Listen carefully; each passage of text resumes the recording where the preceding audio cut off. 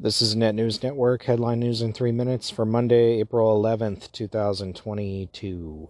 Well, just when you thought maybe COVID was wrapping itself up, just days after the BA.2 strain of coronavirus achieved world dominance, international health officials are already turning their attention to a new mutant variant believed to be even more transmissible, XE. XE is a combination of the first form of Omicron to spread across the globe, BA.1, and so-called stealth Omicron, the subvariant BA.2 that is now dominant. The highly transmissible XE strain was first detected in the UK on January 19th, according to the WHO document, and there have been more than 600 documented cases in the UK since.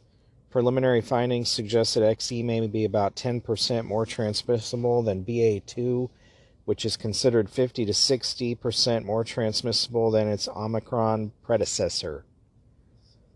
How deadly XE turns out to be is still a question mark when it comes to XE, as health experts continue to monitor the subvariant's spread.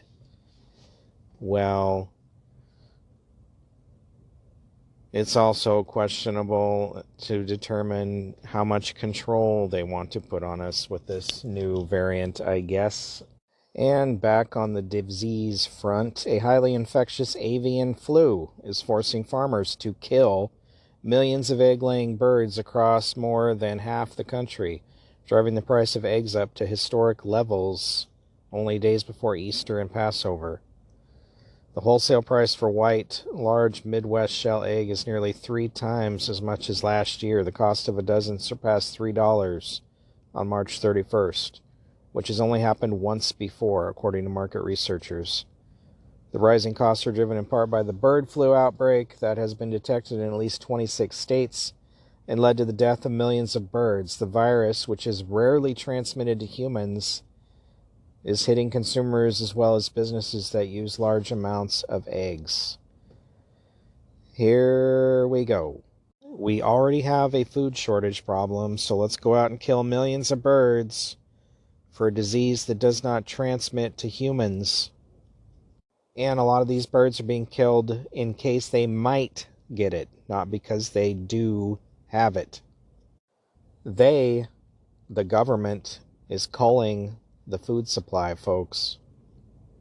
And on the Ukraine-Russian front, Russia is resupplying and reinforcing its invasion force in eastern Ukraine with a long convoy of vehicles heading to the region, indicating a new phase of the war is likely to occur there, according to a senior Pentagon official. The convoy, exposed in commercial satellite imagery, stretches an estimated 8 miles. It appears to contain vehicles to command and supply infantry units and possibly helicopters, said the official, who provided intelligence assessments on conditions of anonymity. Ukrainian President Vladimir Zelensky warned of an impending Russian offensive in his country's east and has urged civilians to flee the region. How long are we going to let this go on like this? The UN Security Council was meeting today to discuss the impact of the war on Ukraine's women and children. Well, I think we've all seen that impact.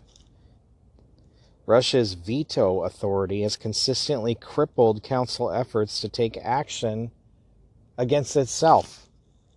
Why is Russia still in the UN Security Council, and why are they able to veto votes about themselves and the way that they're behaving in this so-called war? This has been Net News Network, headline news in 3 minutes. For more, visit netnewsnetwork.net. Thanks for listening.